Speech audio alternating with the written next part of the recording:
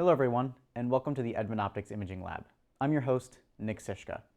We're going to be covering so many cool things today about optics and machine vision and lighting and cameras, and we're going to be talking about a ton of different really fun topics. So before I get into all of that, I want to cover a few different housekeeping things.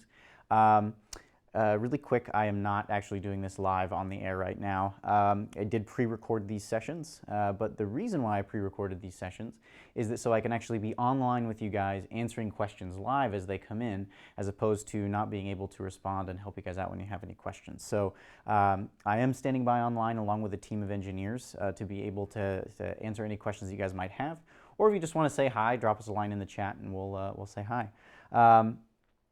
In addition to that, I am doing these demos real time, so nothing here is going to be faked. None of this is movie magic or anything like that. I will be working through these real time, so if there's any like minor mistakes or things like that, that's part of the fun. So just join me with that, and we'll have a good time doing it. So.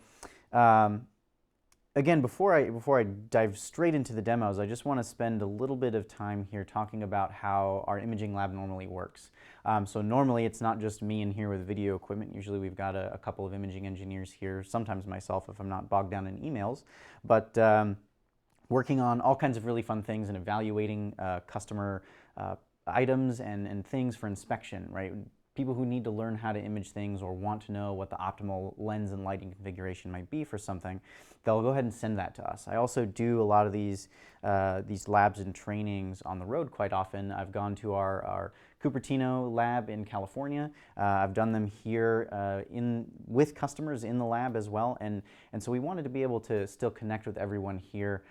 If you happen to miss this from the live presentation, please feel free to watch it on another service, and then reach out to our tech support team. We're going to be available 24 hours a day, 6 days a week to help answer a lot of your questions that you guys have and make sure that we can respond to you when you have any of those questions. So definitely feel free to reach out to us at any time, and we're still here and itching to work on fun imaging stuff. So definitely send us your parts that you need inspected or stuff like that. We'll make sure we get you the right solution. So let's dive into these demos that we have going on here. We're going to be covering 4 different demos today, and we're going to be talking about a whole bunch of different lens and lighting techniques and camera techniques and things like this, and things that will help us learn a lot about the individual systems and how they all work together as well. And this first lab that we're going to be covering is all about working distance and focal length basics. The second lab is going to be all about talking about different types of lenses and sensor coverage, and how resolution can impact an overall lens system, or imaging system, I should say.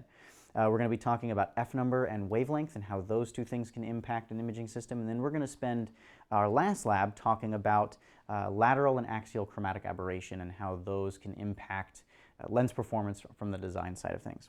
So if you've noticed, we're actually starting off relatively simple, and then we're going to be building onto a lot of these concepts, getting more complex as we go. So if you're an industry veteran, this first one might seem pretty obvious to you. If you're new to machine vision, you'll probably learn quite a bit here. I would urge everyone to stay on, though. I'm going to be talking a lot about some of the nomenclature that I'll be using, as well as setting some of the foundation for the way I'm going to be using the lenses throughout the entire presentation here. So let's go ahead and dive right into this setup. I have an AVT camera right here. It's a G507. This has the IMX264 in it. That's a Sony Pregis sensor, and it is a 2/3 inch format sensor that's 5 megapixels and has a 3.45 micron pixel in it. And then I have an 8-inch side-fired illuminator backlight illuminator from Advanced Illumination. And then what I'm using for my target actually is something called a star target, and this star target is a 100 by 100 millimeter array that has a whole bunch of different stars on it, and these stars are repeating the same pattern, and they increase in resolution as you approach the center of the star. And we'll be able to see some of that as I thread a lens onto this camera. The 2 lenses we'll be using in this particular demo is a 12 millimeter lens. This is a compact fixed focal length lens from our C-Series line. And then we'll also be using a 35 millimeter C-Series lens as well. And we're going to talk about and see how the performance varies and changes as you use the different lenses and the type of performance you can expect. So we're going to go ahead and start with our 12 millimeter lens here. I'm going to use every single lens is going to be set to f2.8 in these demos, unless I otherwise note that. So I just double checked here. I am at f2.8. I'm going to go ahead and thread the lens on here. Okay. Now I'll make sure that I'm centered. I did already slightly adjust my working distance, so it looks like I just am going to need to readjust that here. So I've got that. Now I'm about 100 millimeters horizontal, and when I mentioned that, I just said that I wanted a 100 millimeter field of view. It's very common in machine vision to, when you're talking about a field of view, just talk about the horizontal field of view, and the vertical field of view is sometimes left floating or implied there, especially if you're looking on a spec sheet for a lens. If you're looking at an angular field of view or even just a field of view specification, more often than not that's going to be specific to a horizontal on a specific sensor size. We're going to talk about sensor sizes in the next lab, so I won't go into too much detail here. But just keep in mind that that's that horizontal amount. And so if you're looking at something that's maybe round, like a bottle cap or something like this, you might not want to just pay attention to the horizontal. You might want to pay attention to the more limiting aspect of your sensor, which would be the vertical. And so that's not necessarily going to be listed on every spec sheet for every lens that's out there. So just important to keep that in mind here. So as I said, I have a 100 millimeter field of view, and I'm at a working distance of, using this ruler here, about 130 millimeters. And you'll see I have this full field of view here, and I've already somewhat pre-focused this lens here, but I'll go ahead and continue to focus it out. If I zoom into this center star here, we can see what our star target looks like. And we can see that we have a low resolution here, and we go to higher resolution as we get into the center. And I'll go ahead and focus to make sure that I have the lens where I want it to be, which is about right there. Now there's another way that you can focus a lens too, and this actually isn't the most ideal way to focus a lens. You generally will also want to pay attention to other portions of your field. You don't just want to look at the center, because if your object happens to be up here in the corner, looking at the center of your field of view and focusing just for that is not necessarily going to be the right thing to do. So let me go ahead and cock this off to the side so we can actually look at what our performance is in the corner. But the first thing you'll actually notice here is that we have a dimmer performance as we get out to the corner, and so our illumination actually seems to be quite a bit dimmer, and that's not all coming from the light here. That has a lot to do with the lens and the fact that this lens is collecting light from a very wide angle. And so if I zoom in here, talking back about that resolution, we can see as I zoom into this that, get rid of that there too, that our performance is quite a bit different in the corner than it was in the center. And we can see that really readily. We actually have some non-uniformity in terms of our resolution performance here. We have better resolution in this particular axis and worse in this particular axis. That's actually something called astigmatism. And I can focus some of that out actually. If I come over here, I can balance that out with some of the defocus of the lens to improve resolution all the way around. But then what I've actually done, if I do that, is I've sacrificed then some of my center performance. So if I come back to my center, it no longer looks quite as sharp as it did before. And that's to be expected. It's because I've changed the position of where the lenses are focusing to. But we can see overall we still have relatively decent performance with this lens. It's not bad by any stretch of the imagination. And as I mentioned, we have this fall off as we get out to the corner. And illumination can play such a huge part into the proper types of machine vision that you're going to be using. So I'm actually going to hand this off to Daryl from Advanced Illumination right now and have him talk about lighting geometry and how that can impact overall imaging system performance. Hello and welcome. I'm Daryl Martin, Technical Sales and Product Specialist for Advanced Illumination. For this presentation, I'll briefly discuss machine vision lighting geometry and specifically how the basic geometry concepts are applied to help achieve a successful inspection result. Changing the lighting geometry isn't the only technique for creating feature-appropriate contrast, but it is one of the more important concepts to understand. A basic working definition of lighting geometry then might be a 3D spatial relationship among the object, the camera lens, and the light source. Implicit in this definition is an awareness of the light's source's solid angle and its working distance, as well as the direction and angle of the incidence of light rays that are on features of interest. What's most important to understand about solid angle is how it affects feature versus background contrast. For example, on reflective or topographic surfaces, large solid angle lights, such as this dome we have here, generate a more uniform part reflection contrast, whereas smaller solid angle lights, such as the spotlight, tend to produce hotspot glare reflections on bright surfaces or shadowed surfaces, depending on the parts in particular. So it might be beneficial if these concepts are explained graphically.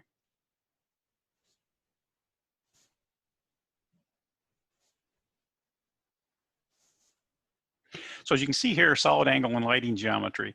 Solid angle definitionally is an area of an emitting surface divided by the radius squared of the cone subtended. So if we look at this more graphically, as you can see here, as we've already talked about, the dome has a very high solid angle, and this is in part because of its proximity to the surface of the part, as well as the multiple directions and multiple angles of the light itself. So if we look at a smaller solid angle like this ring light or perhaps a spotlight, multiple spotlights, you can see even when we're very close, we have a relatively medium solid angle. But if we take the same light, move it to a longer working distance, as you can see, that solid angle does decrease. So clearly, based on the fact that working distance does have a major impact on the solid angle.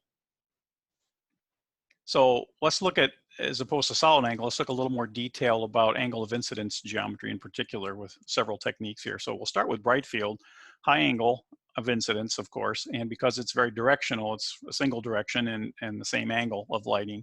Contrast that with dark field, where we have low angle of incidence, 45 degrees or less to the surface. And it could be multiple lights, it could be a single ring light, so we may have multiple directions of light, but all from pretty much the same angle. Of course, we look at the dome light, as stated before, multiple directions, multiple angles. Now let's take a look at this with a part to see the differences here. So if we look at the bright field in particular, this happens to be a tighter tray, and we were tasked with reading the 2D laser etched barcodes in the bottom of each of these wells. So as you can see from bright field high angle lighting, we really don't get even contrast at all. We can't read the codes. Move down to dark field, you notice a stark difference. We obviously can read the codes very cleanly here. You might notice the background's a little bit non-uniform, probably because of the height differences with respect to the wells here, which do have walls, as well as the flatter background. But you'll notice we did get some vignetting over here because of the walls and the low angle of light. Did not affect their result, however. With a dome light, you can see we got very even scene illumination visually, but it did not allow us to read the codes very cleanly. So some other techniques I want to discuss briefly as well. Obviously, here's the dome for comparison purposes. We now have the flat diffuse light, which in many ways functions similarly to a dome without all the extra space needed, but you are limited somewhat on your multiple angles. However, what we did notice is that it did a nice job of creating good contrast for these features here as well. The final technique I want to discuss is external coaxial or on-axis diffuse lighting. So in this particular instance, we have a housing with a source through a diffuser. The light is then reflected off a beam splitter down to the part, back through the beam splitter again into the camera. And so if you can imagine in 2 dimensions, this is a sheet of light being deposited down toward the surface. And what we're actually looking for is how that light might scatter off the surface features. And so there's another variant that I want to also preview only because it's going to be discussed in a presentation here soon, if not already, is internal coaxial lighting. And effectively in this case, what we're doing is putting these smaller lights into a coaxial port on either a lens or a microscope. And the advantage of that is that you get a very even illumination, which is very beneficial especially when you're looking at something like telecentric lighting.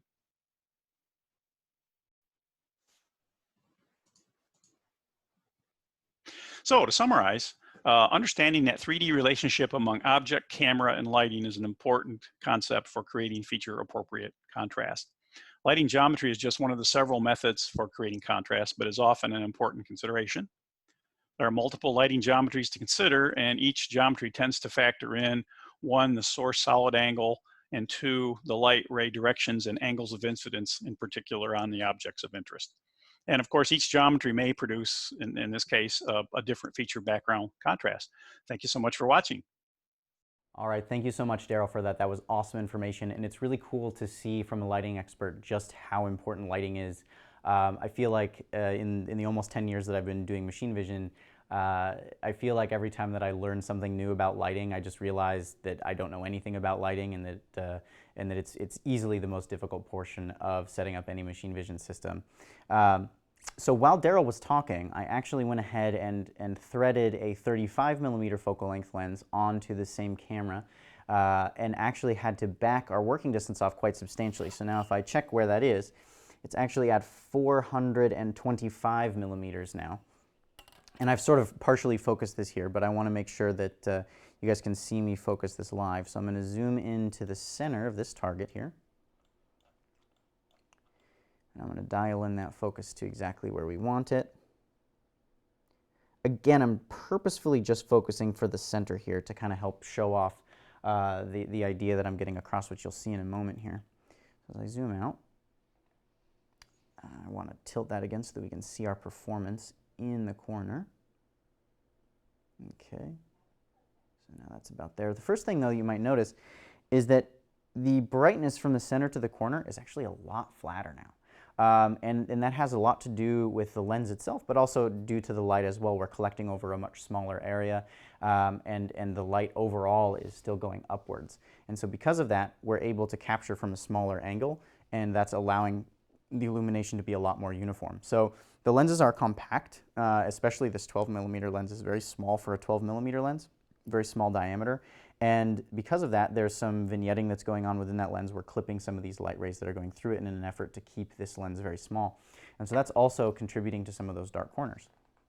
But let's take a look at what happens when we zoom into this corner and really get an idea for the performance of the lens.